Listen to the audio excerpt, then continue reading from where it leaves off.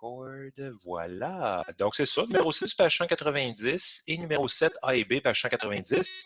Je change d'affichage juste pour pouvoir vous le montrer. Voilà. Donc, c'est ça. À la page 190. Je vais juste vous le marquer pour que vous puissiez prendre la même page que moi. Donc, ça, c'est la page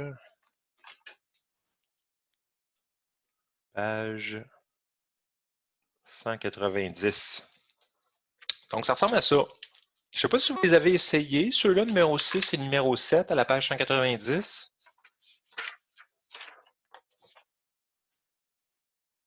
Ça vaut la peine que je les fasse. Pourquoi?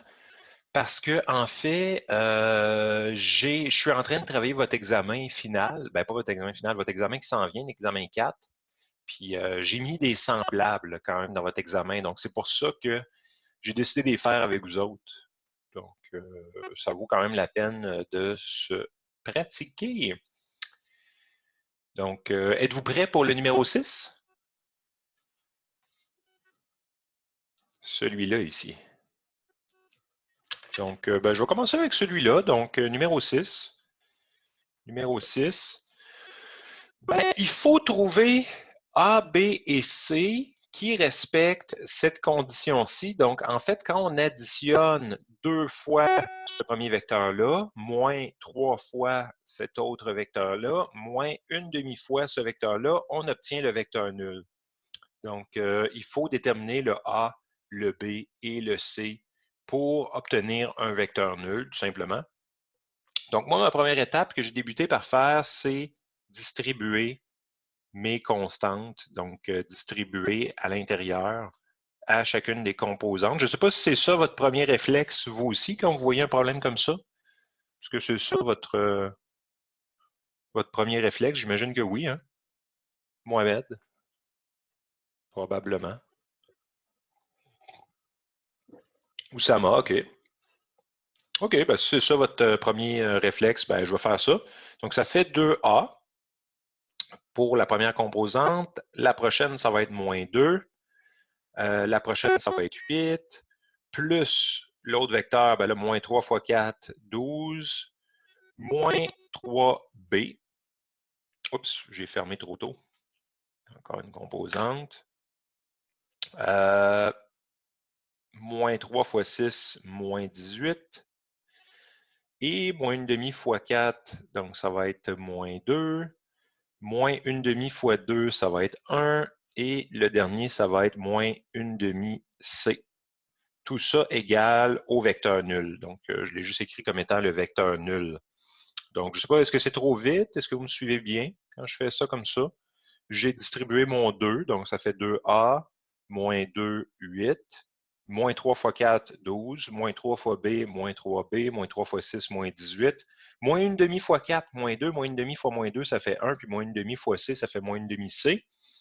Là, vous avez remarqué, des fois, les gens se fâchent quand je fais ça parce que, regardez ici, ça, c'est devenu plus et ça, c'est devenu plus. Est-ce que ça vous fâche si ça devient des plus? Ou non, ça va pour les plus? J'imagine que oui, à moins, sinon vous... Ah! Ça va pas? Ça vous fâche pas? OK, OK, OK, ça vous fâche pas. OK, c'est ça finalement. OK. Moi, j'aime mieux toujours travailler avec des plus pour les vecteurs. On travaille rarement avec des moins. Donc, c'est pour ça qu'on entre le moins à l'intérieur, entre guillemets, là. On a juste à changer le signe des composantes pour que ça devienne des plus. On préfère toujours ça. Puis là, ce qu'on veut faire, c'est additionner toutes les composantes en X entre elles. Donc, on va additionner toutes les composantes en X. Donc, ça va faire 2A plus 12, moins 2. Donc, ça, c'est pour la composante en X. Composante en Y, ça va être moins 2, moins 3B, plus 1. Et finalement, composante en Z, ça va être 8, moins 18, moins une demi de C.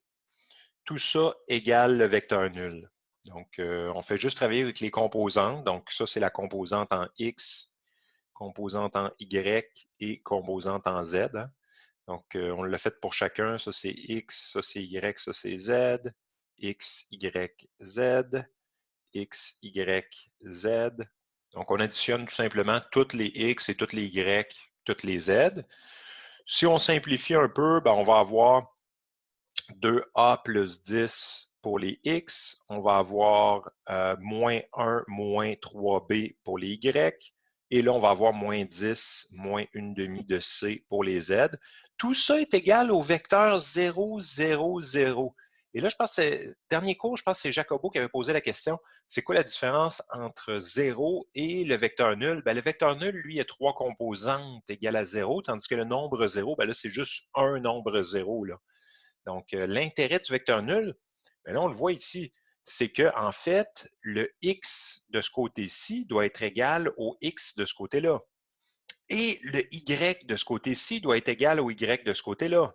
Et le y de ce côté, le z de ce côté-là doit être égal au z de ce côté-là. Donc, il faut tout égaliser les x entre eux, les y entre eux et les z entre eux. Donc, ça va nous faire un système d'équations. Aimez-vous ça? Ça fait un système. Ça fait 2a plus 10 égale à 0. Ça fait moins 1 moins 3b égale à 0. Et ça fait moins 10 moins 1 demi de c égale à 0. C'est beau, hein? Ça, c'est pour les x. Ça, c'est pour les y. Et ça, c'est pour les z. C'est fou, hein? Ça nous fait un beau système d'équations. Donc, et là, ben là, on n'a même pas besoin d'utiliser Gauss dans ce cas-ci. On aurait pu. J'aurais pu en faire un assez compliqué pour qu'on ait à utiliser un Gauss. Mais dans ce cas-ci, c'est pas si mal parce que pour les X, ben là, on peut tout simplement isoler le 2A. Donc, on va obtenir que 2A est égal à moins 10. Donc, on va obtenir A égale moins 5. Donc, on peut le faire directement comme ça. Et lui ici, ben là, le 3B, on peut le soustraire, donc le changer de côté. Donc, on va avoir moins 1 est égal à 3B. Donc, on va avoir que B est égal à moins 1 tiers.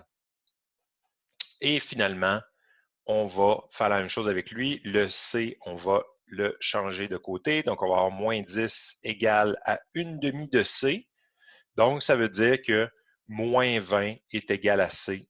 Donc, on a C égale à moins 20, tout simplement. Donc, je ne sais pas comment vous trouvez ça, ce genre de problème-là avec les composantes. J'en ai mis un dans votre examen dans lequel il faut faire des multiplications par des scalaires, des choses comme ça, là. Ça se passe bien à ce niveau-là. Des opérations avec des vecteurs sous forme de composantes X, Y et Z. OK, ça se passe bien. OK, bon, ben, si ça se passe bien, tant mieux si ça se passe bien. Donc, c'est ça grosso modo.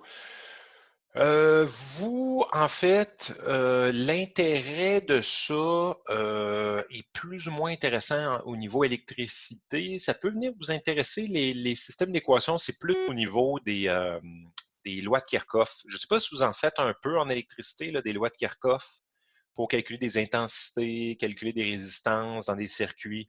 Probablement, hein, probablement que vous en faites un peu. C'est plus à ce niveau-là que vous, ça vous intéresse, les systèmes d'équations, là, à ce niveau-là. Ben, je pense même que dans le livre que je vous ai donné dernier cours, il y en a beaucoup des exercices comme ça, non? Dans le Théodore Wildy. Je pense qu'il y en a beaucoup des exercices comme ça pour vous pratiquer avec des lois de Kirchhoff. Donc, si jamais vous avez besoin, là, je pense qu'il y en a beaucoup, beaucoup, beaucoup. Là. Ah, il n'y en a pas tant que ça? Je peux aller voir pour le fun. Je vais aller voir. Je regarde, là, je suis dedans, là. Électrotechnique. Il n'y en a pas trop là-dedans? Inductance, force électromagnétique, appareil à courant continu. Vous autres, vous êtes là. Mesure, remarque d'un voltmètre, sensibilité, de convention des signes, tension pour le courant.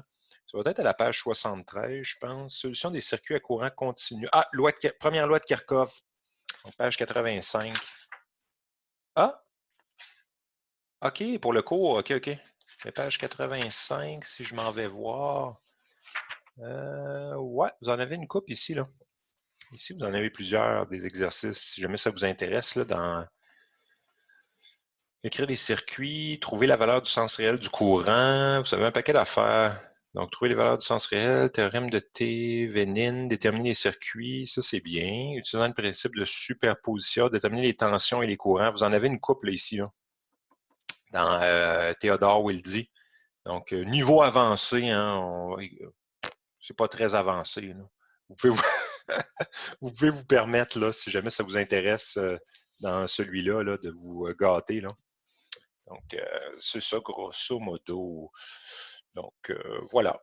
Bon, êtes-vous prêts pour le 7? Donc, c'est tout pour le 6. C'était juste ça, à la page 190. Là, le 7, il y a un peu plus de calcul. Hein, je ne sais pas si vous avez remarqué. Là, le 7, tout ça se déroule en 3 dimensions. Hein. Donc, il se passe beaucoup de choses en 3 dimensions. Vous avez des axes. Donc, vous avez l'axe des Z. Là. Je ne sais pas si on le voit bien, l'axe Z, il est là. Là. Ça, c'est l'axe Z ici. Vous avez l'axe Z, vous avez l'axe Y et ça ici, c'est l'axe X qui est là. Donc, vous avez ça. Et bon, non, il n'est pas là. Ça, c'est le vecteur R1. Excusez. L'axe X est là. Bon.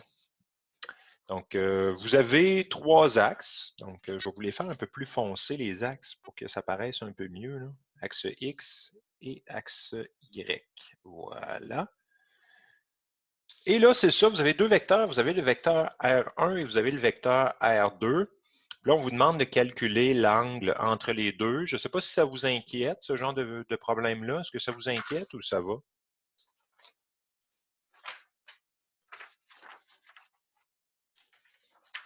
Ce genre de problème. Je ne sais pas si vous voyez par comment est-ce qu'il faut procéder. Ça ne vous inquiète pas? OK. Moi, ce que j'ai goût de faire, en fait, quand je vois un problème comme ça, ben, pour calculer un angle en 3D, donc angle en 3D,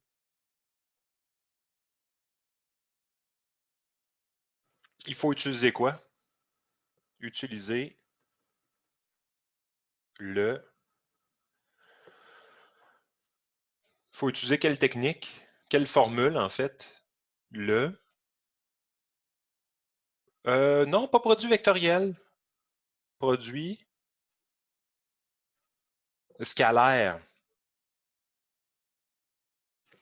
Parce que le produit vectoriel, il ne vous sert pas à grand-chose pour calculer un angle. C'est plutôt le produit scalaire. Pourquoi? Pourquoi on préfère le produit scalaire? C'est parce que si jamais vous avez, par exemple, en fait, je vais vous montrer la stratégie. Là, la stratégie est ici. Vous allez prendre R1, produit scalaire avec R2. Ben, R1, produit scalaire avec R2, la version de gauche, vous ne pourrez pas la calculer. Ça va être R1, longueur de R1 multiplié par longueur de R2 fois le cosinus de l'angle, fois le cosinus de θ. La version de gauche, vous ne pourrez pas la calculer parce que vous n'avez pas l'angle. Mais ce qui est bien, c'est que vous avez une version de droite. Vous avez la version avec les composantes. Donc, vous allez avoir la version avec composante en X, composante en Y, composante en Z, composante en X, composante en Y, composante en Z. Donc, la version avec les composantes, vous allez pouvoir l'utiliser pour obtenir la réponse, donc qui est juste une constante, en fait. Puis une fois que vous allez avoir la réponse, vous allez pouvoir la mettre égale à ce côté-là. Est-ce que vous en souvenez? Est-ce que ça vous dit quelque chose? On a fait ça dernier cours. Là, tout ce qui vous manque, en fait, c'est de déterminer les composantes. Bien, ça, vous pouvez les voir sur le dessin. Donc, pour mon vecteur R1, donc ça va être pour R1. Donc, pour mon vecteur R1, ça va être quoi sa composante en X?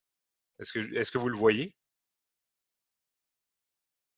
La composante en X de R1, je ne sais pas si c'est quelqu'un qui la voit. Christian, oui, c'est 3. C'est 3, oui.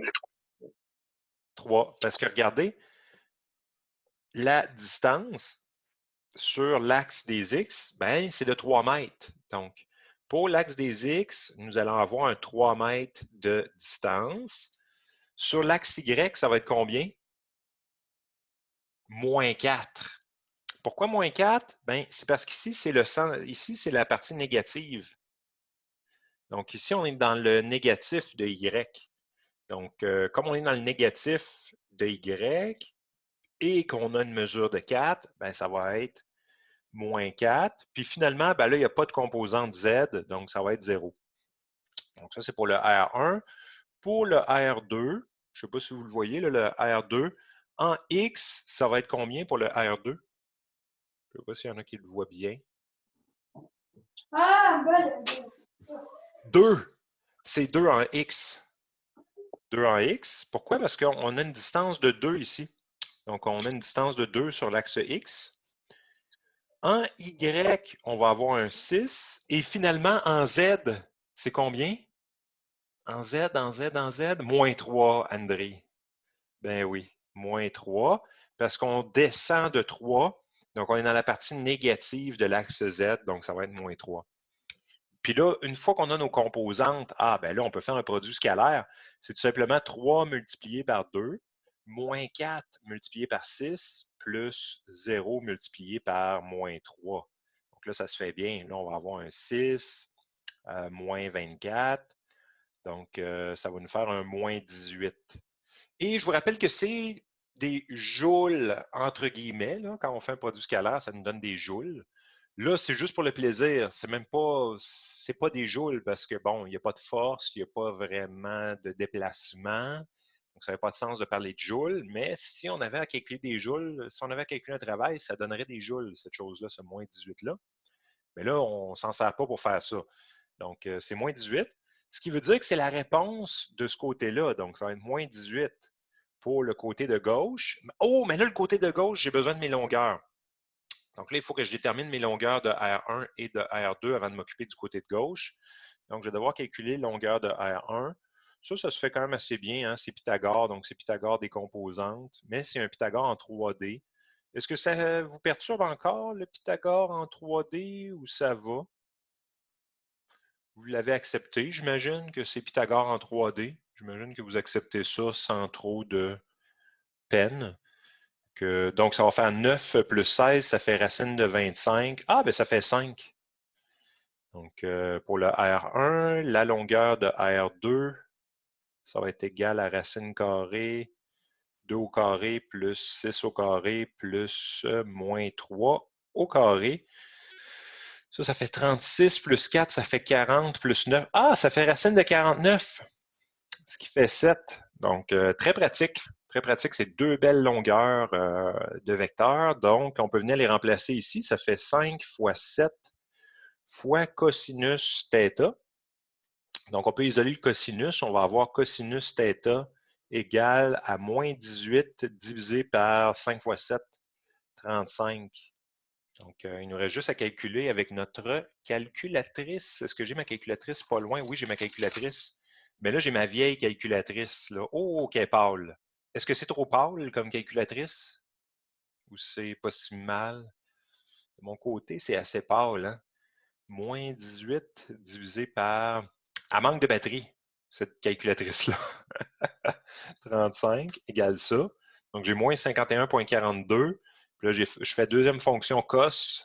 Ça me donne 120,94. Donc, j'ai θ égale 120,94,97 231 degrés. Là.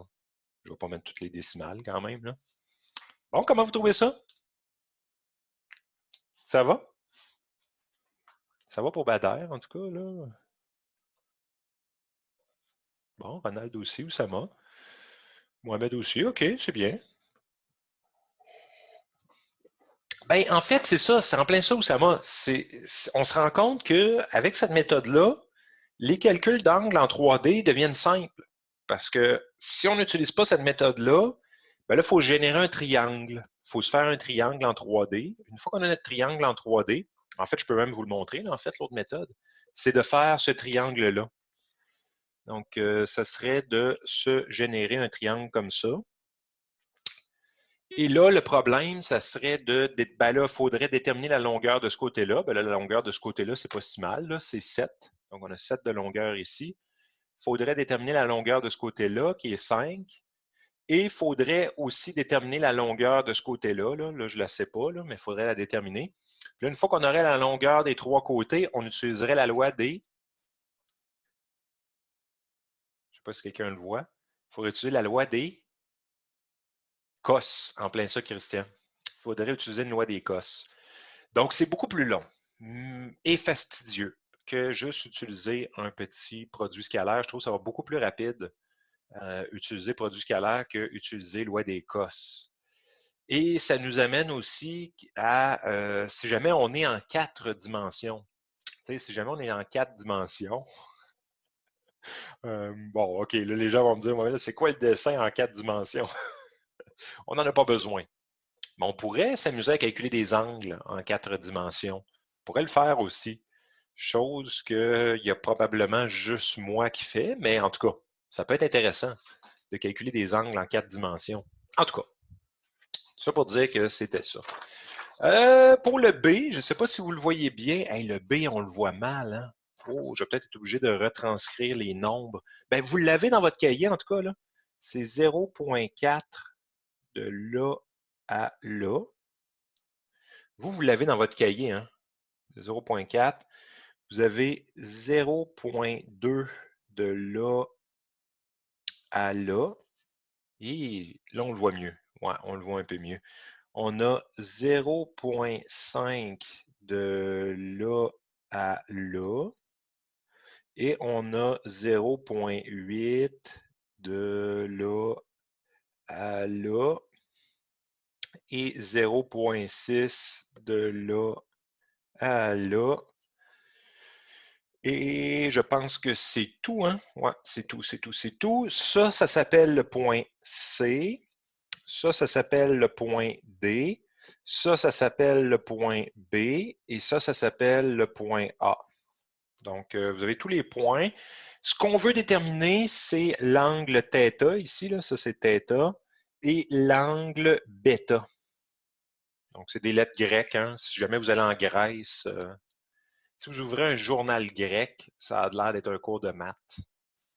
Un journal grec, hein? Vous allez voir uniquement des lettres grecques là-dedans. Vous n'allez rien comprendre, hein? Bien évidemment, on ne comprend rien. À moins que vous sachiez lire le grec. Là. Je ne sais pas si vous... Est-ce qu'il y a quelqu'un qui sait lire le grec parmi vous? Ça serait quand même intéressant. Non, personne ne sait lire le grec. Dommage, dommage. Je ne sais même pas s'il y a une différence entre les deux, Jacobo. Grec ancien ou moderne, je n'ai aucune idée. C'est vrai qu'il doit y avoir un grec ancien et un grec moderne. Il doit y avoir les deux. Hein. C'est comme le français, le vieux français. En fait, le vieux français du Moyen Âge, très difficile à lire. Je ne sais pas s'il y en a qui ont déjà essayé, là, mais c'est très, très difficile à lire, le français du Moyen Âge. Là. Ça a l'air d'être une autre langue complètement. Là. Donc, Azedine, il sait lire le grec peut-être? Peut-être. Moi, j'ai aucune idée comment lire ça. Mais en tout cas. Donc, c'est ça. Je ne sais pas si vous avez une stratégie. Est-ce que vous avez une stratégie? Ah, Google Translate, OK. Ouais. Google Translate. Bon, mais pour déterminer l'angle θ, qu'est-ce que vous allez faire? Est-ce qu'il y en a qui ont une stratégie? AB, ouais. Ouais, AB et BC, c'est pas très bon. Il y a mieux que AB et BC. Je ne sais pas si vous les voyez.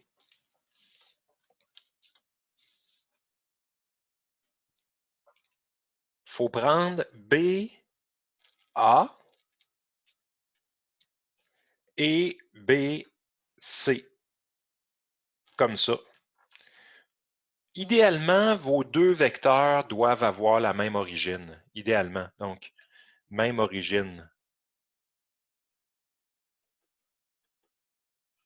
Idéalement. Parce que sinon, qu'est-ce qui peut arriver? Si vous prenez AB, qu'est-ce qui peut arriver? C'est que vous alliez calculer le grand angle. Parce qu'il existe un grand angle et un petit angle entre les deux vecteurs. Hein. Je ne sais pas si vous avez remarqué, si vous prolongez, donc c'est plus sécuritaire de toujours travailler avec la même origine. Si vous prolongez vos deux vecteurs, bon, ça, là, vous allez me dire, OK, quand j'ai le grand angle, j'ai le petit angle, c'est vrai. C'est vrai que ça va marcher, là. Mais vous voyez qu'il y a un grand angle ici, puis il y a un petit angle. Puis nous, ce qu'on veut, c'est le θ qui est le petit angle. Donc, moi, je vous encourage à utiliser toujours la même origine. Personnellement, c'est ce que je fais. Je trouve ça plus propre pour toujours obtenir le bon angle, en fait. Là. Donc, c'est ça. Et ben, je vais me prendre une page blanche pour pouvoir faire ça. Qu'est-ce qu'il faut faire, en fait? Il faut commencer par déterminer les coordonnées des points. Donc, moi, c'est ce que j'ai commencé par faire. Je vais mettre mon dessin ici, puis je vais faire ma démarche là. Donc, j'ai commencé par déterminer la coordonnée de mes points. Donc, Ça, c'est le B. Étape numéro 1, les points. Donc, j'ai fait ma liste de points. Le point A, c'est le point 0, 0, 0. Ben là, ça, c'est à l'origine, le point A. Hein. Le point B, ça va être le point...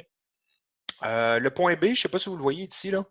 Le point B, c'est 0 en X, parce que là, mon axe X est ici, mon axe Z est là et mon axe Y est là.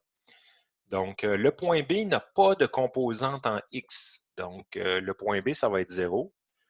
Ensuite, le point B a une composante en Y qui est de 0,4, 0,4.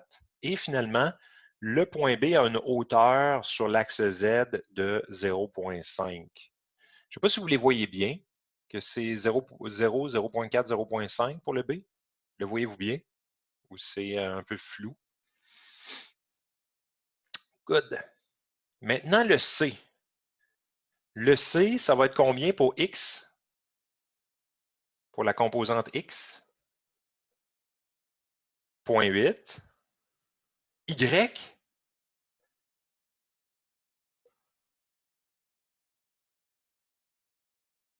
Pour les Y?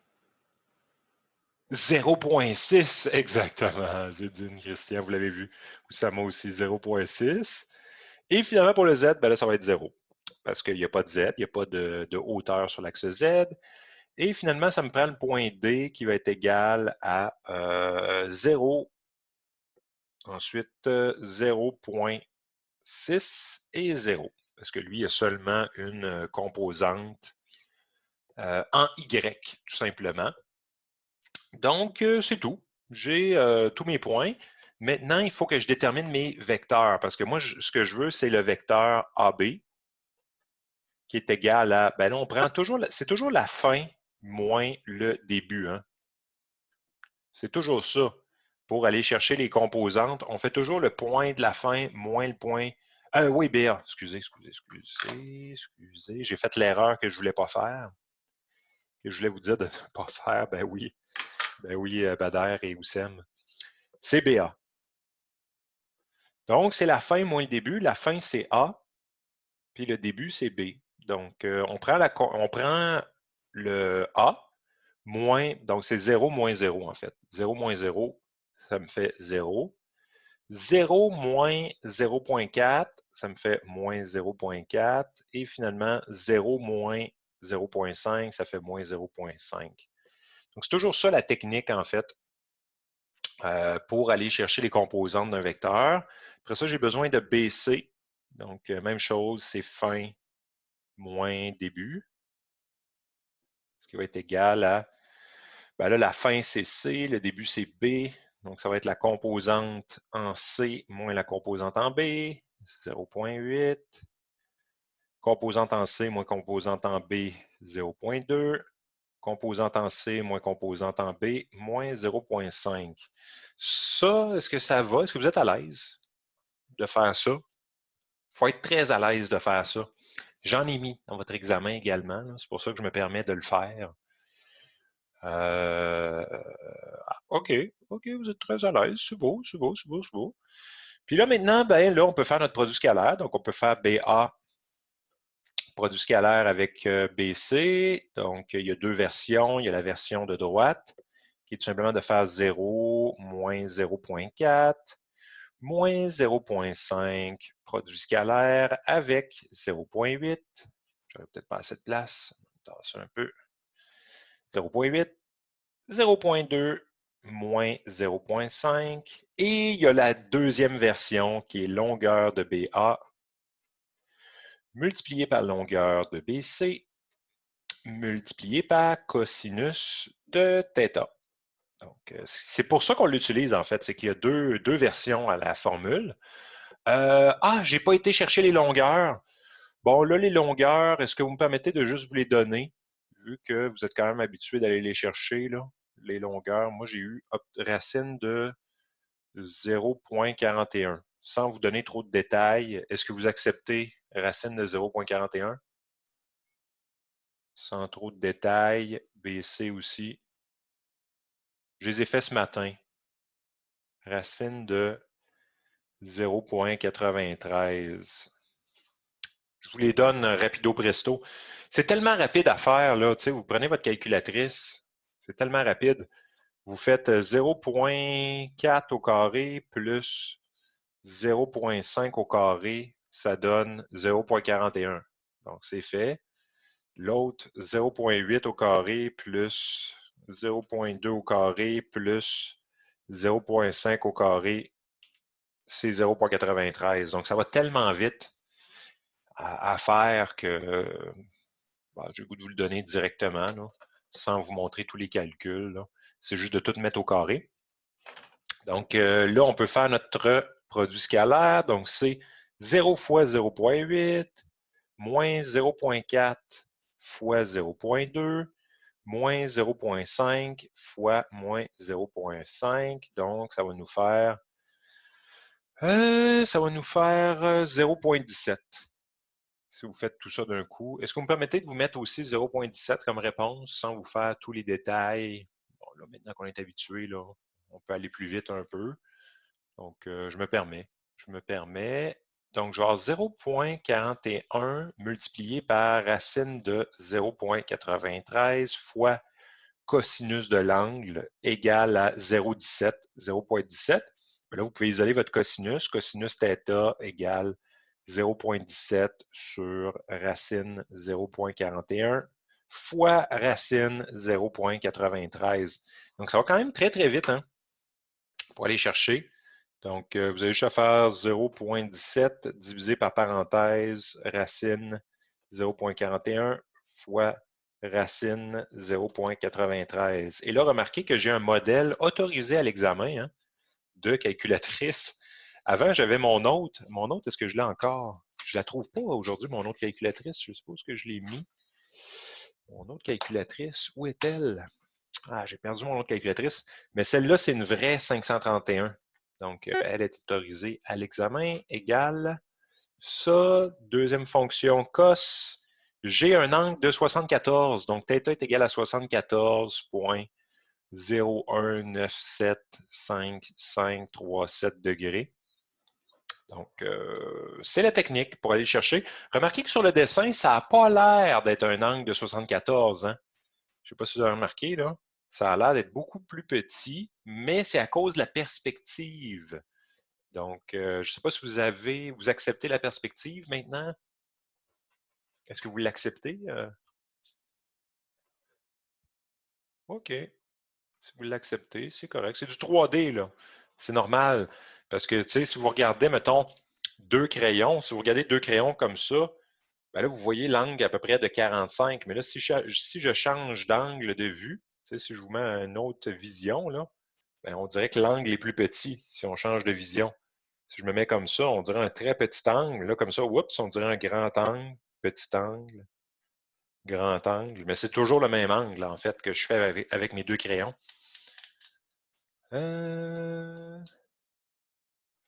Ah oui, là, en fait, c'est ça, Azedine. Qu'est-ce qui est important à faire pour automatiquement toujours avoir le bon angle? C'est de toujours prendre vos deux vecteurs comme ça, là. Ça, c'est une très bonne question. C'est de toujours avoir le même début. C'est ça le problème. Si vous utilisez toujours les vecteurs avec la même origine, si vous avez toujours la même origine, vous êtes correct. Le produit scalaire va vous donner automatiquement le bon angle.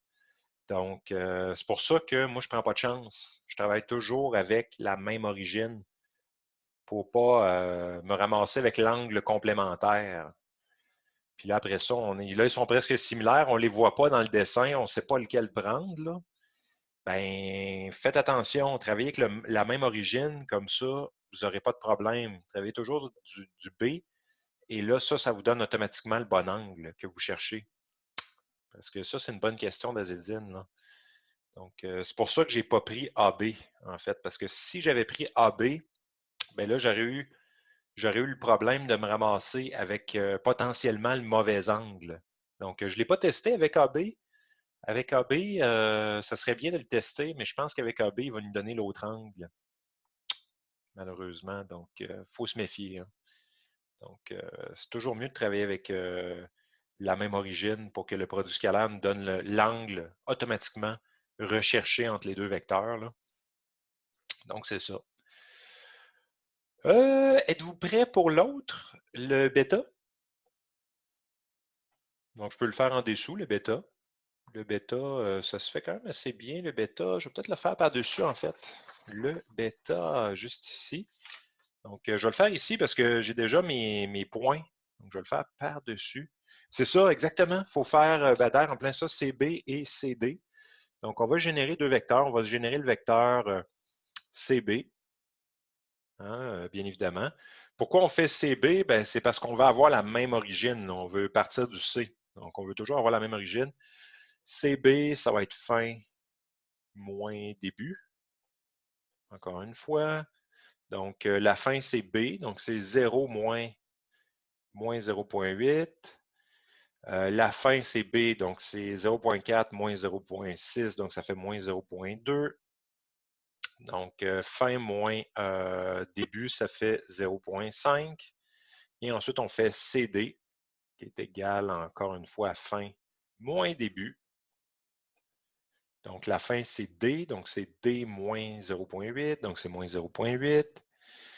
0.6 moins 0.6, c'est 0. Et 0 moins 0, c'est 0. Donc, oui, tout à fait, tout à fait, tout à fait. Azedine, moins 0.8, moins 0.2 et moins moins 0.5. Est-ce que j'ai fait une erreur dans mon calcul? Non, je pense pas. Hein? Je pense que je n'ai pas fait d'erreur. Je vais recommencer. Lui moins lui, ça fait ça. Lui moins lui, ça fait ça. Lui moins lui, ça fait ça. Ensuite, pour le CD, lui moins lui, ça fait ça. Non, CD. Lui moins lui, ça fait ça. Lui moins lui, ça fait ça. Et lui moins lui, ça fait ça. OK, c'est bon. C'est bon. Ouais, je suis correct. Je suis correct. Je viens de vérifier. Je viens de vérifier. Donc, et là, on peut refaire notre produit scalaire.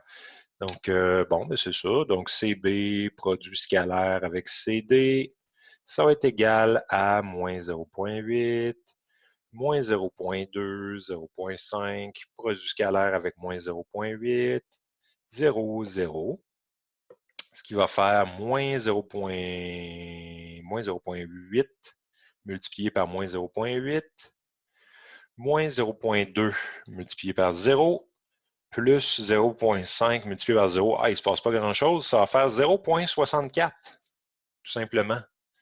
Donc, il ne se passe pas grand-chose. Et de l'autre côté, ben là, bien évidemment, ça va être longueur de CB multiplié par longueur de CD multiplié par cosinus de bêta. Parce que là, c'est bêta qu'on calcule, hein, bien évidemment. Donc, c'est cos bêta. Ah, je n'ai pas calculé mes longueurs. Ben lui, ça va vite. Lui, sa longueur, c'est 0. Ah, ben là, je l'écrirai quand même. Je ne vais pas faire n'importe quoi. Je m'apprêtais à faire n'importe quoi. Et là.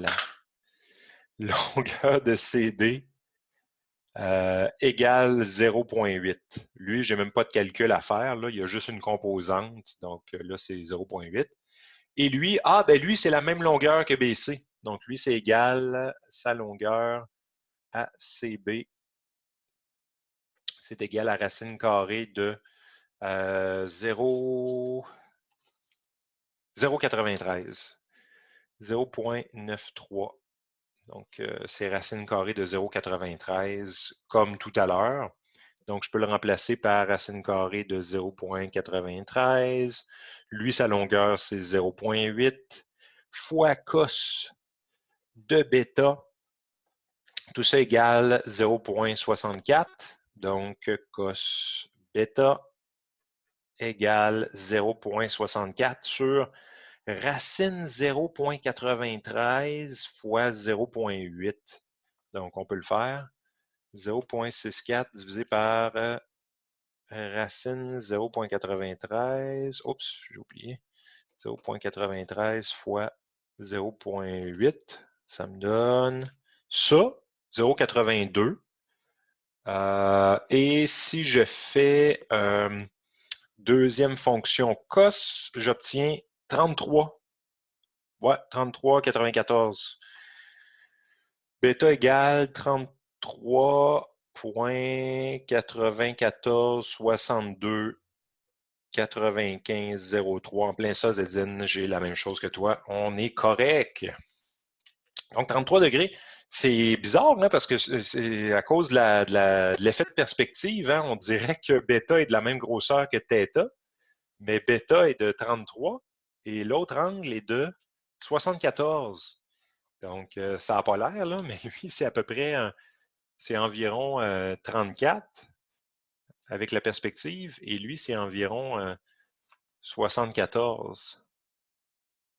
Ça n'a pas l'air, là, mais ça fait un peu bizarre, hein, mais c'est l'effet 3D en plein ça à Nice. Avec l'effet 3D, on perd un peu. C'est incliné, c'est ça. Comme on est incliné, ben là, on dirait que ça fait un peu bizarre, mais bon, c'est quand même bien. C'est quand même bien de pouvoir les représenter en, en 3D. Là. Ça permet de voir ça. Donc, l'effet 3D, c'est bien de l'avoir aussi, là. D'avoir une bonne perspective, une bonne vision. Bon, ben, comment vous trouvez ça finalement? Trouvez-vous ça?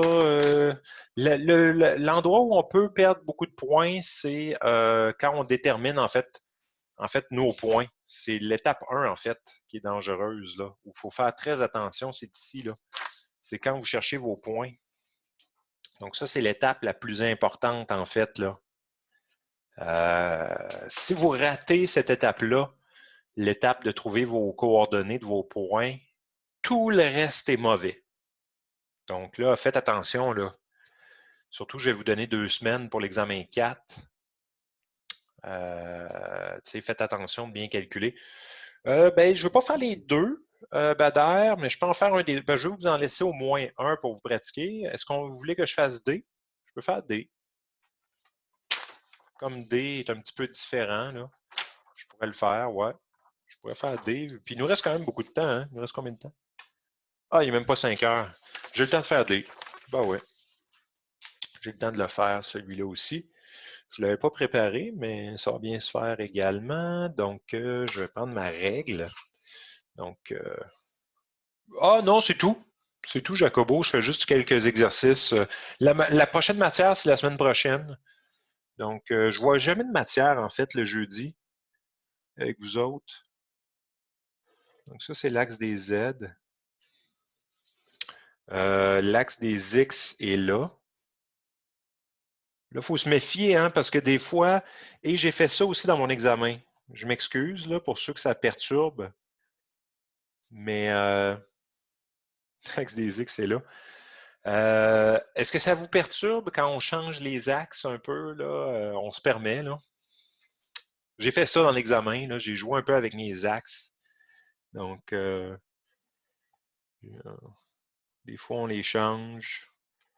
Il faut juste faire attention. OK, axe Y, axe X et axe Z. Donc là, on a tous nos axes. Là, il faut tout simplement déterminer l'angle θ entre ici et là. Ben, moi, ce que je vous conseille, c'est générez-vous 2 vecteurs, encore une fois. Là, faites-vous des vecteurs.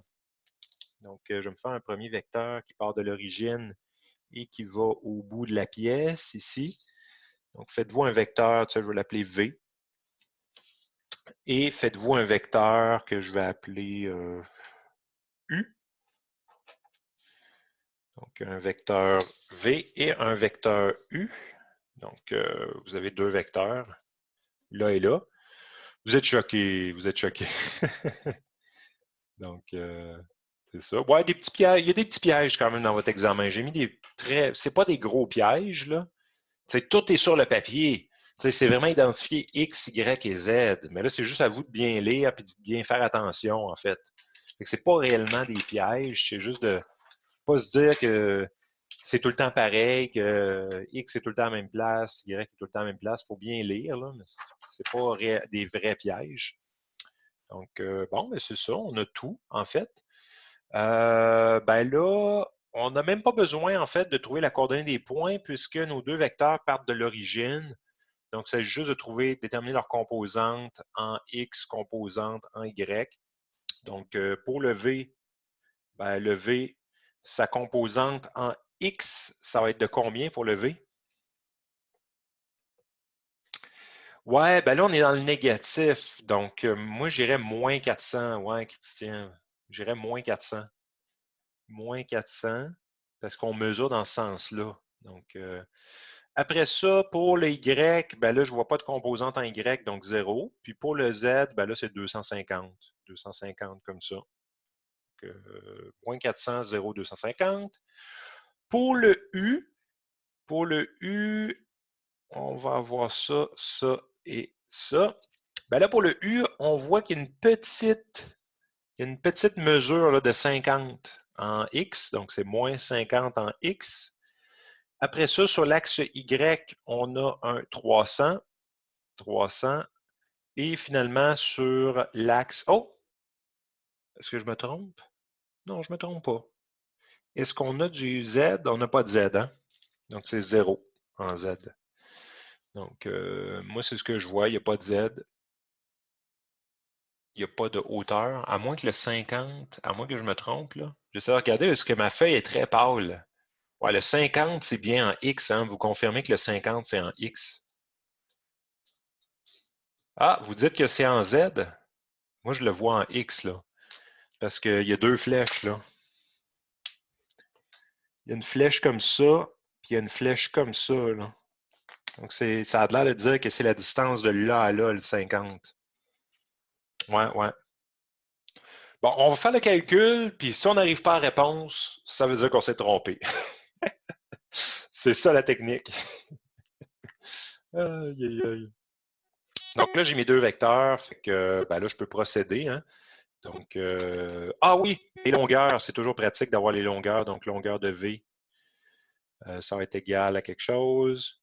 Longueur de U, ça va être égal à d'autres choses. Donc, ça, vous pouvez le faire. C'est juste de faire, moi, la technique, c'est 400 au carré plus 250 au carré. Ça donne racine carrée de 2, 2, 2, 5, 0, 0 directement. Et finalement, l'autre, c'est 50 au carré plus 300 au carré, ce qui fait racine carrée de 9, 2, 5, 0, 0. Directement, nos deux longueurs. Fait que là, on est prêt. On est prêt à faire nos calculs. Donc là, on va faire V, produit scalaire avec U. Il y a deux formules. Il y a la formule moins 400, 0, 250. Produit scalaire avec moins 50, 300 et 0.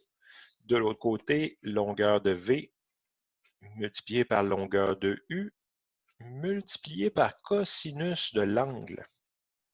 Donc, de ce côté-là, moins 400 multiplié par moins 50 plus 0 multiplié par 300 est, non, pas égal, plus 250 fois 0, mais en fait, ça disparaît, là.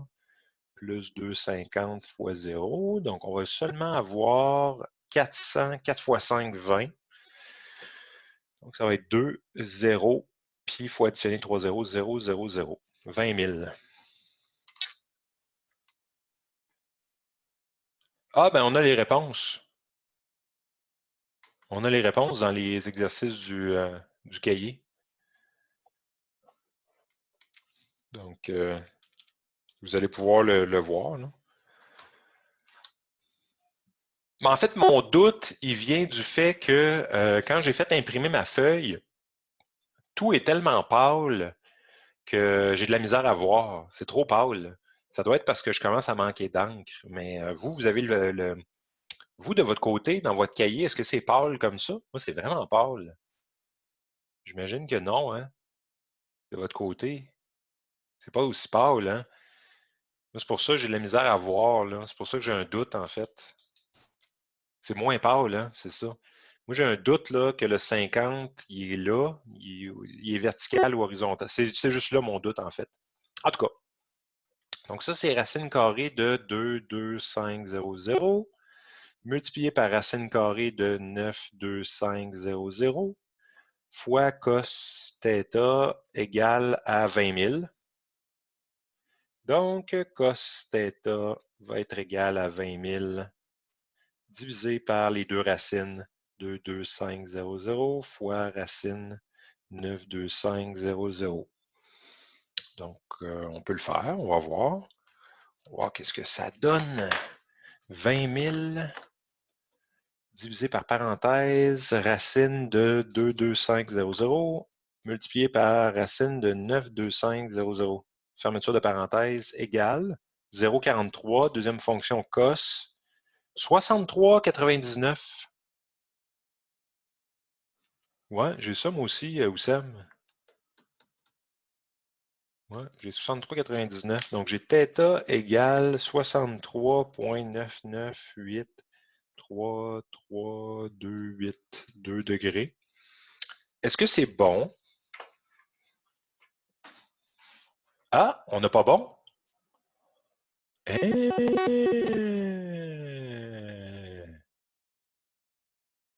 On n'a pas bon. Est-ce que j'ai fait une erreur à quelque part? Ah, il me manque un 2.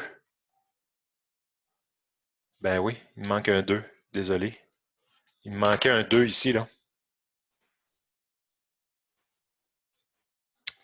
Ouais. Une erreur de transcription. Désolé. Oui, c'est ça. 20 000 divisé par racine de 2, 5, 0, 0. Il y a trop de 2. Multiplié par racine de 9, 2, 5, 0, 0. C'est pas sûr que ça vaut la peine de se revérifier après. Hein?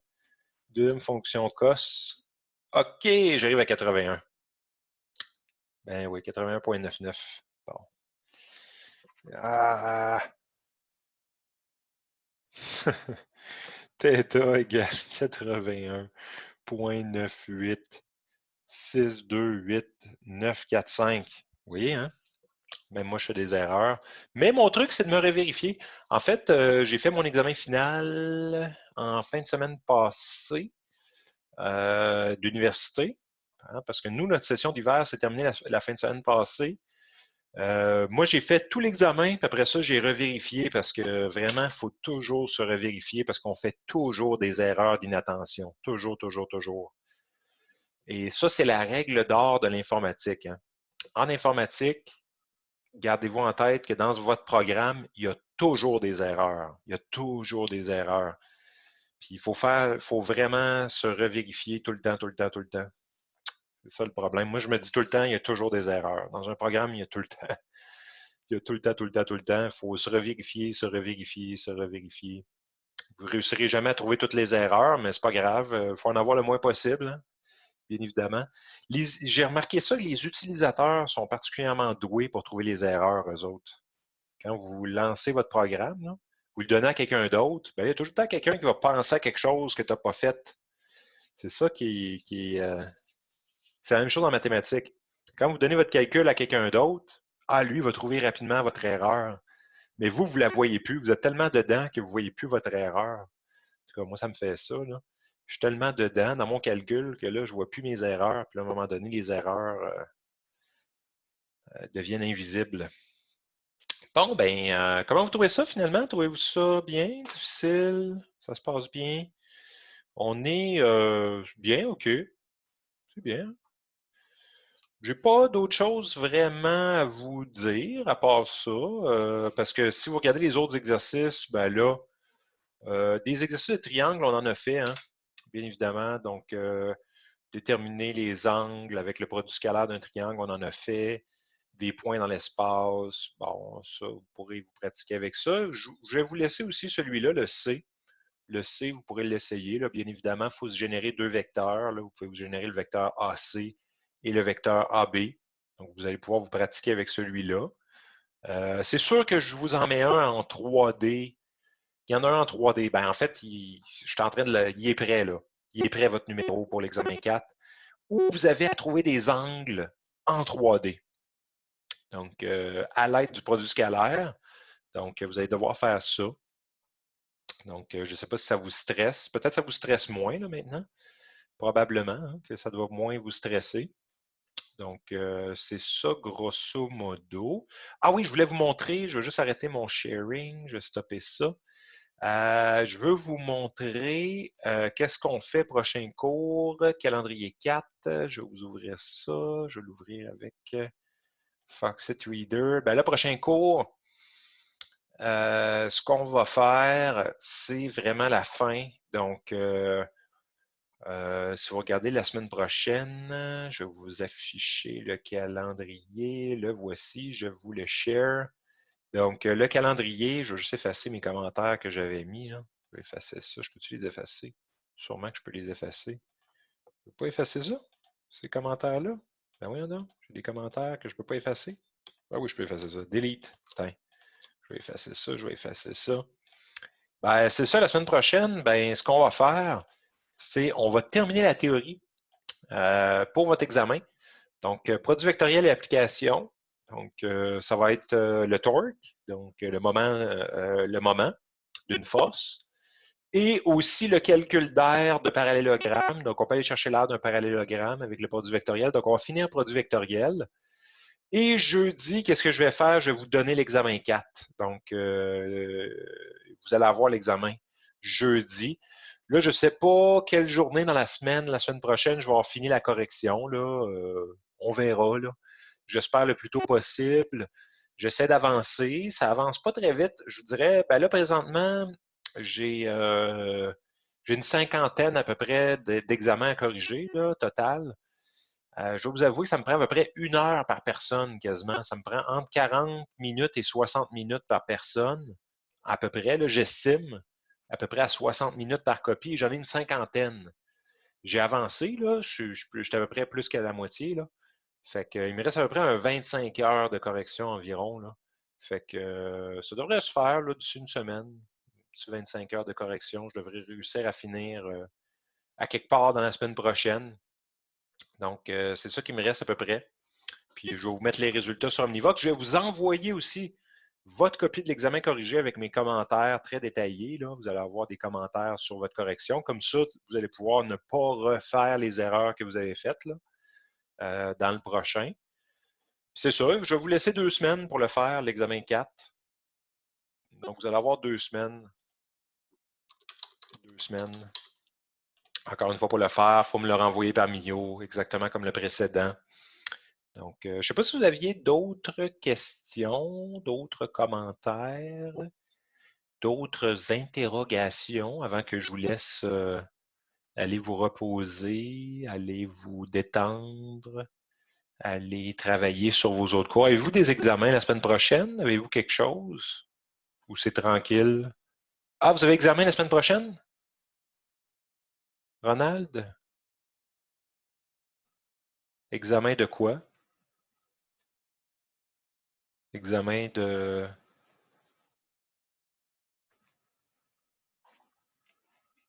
Ah. Parce que c'est ça, je suis aucunement au courant qu'est-ce que vous faites. Donc, bon, mais je vais arrêter l'enregistrement. Stop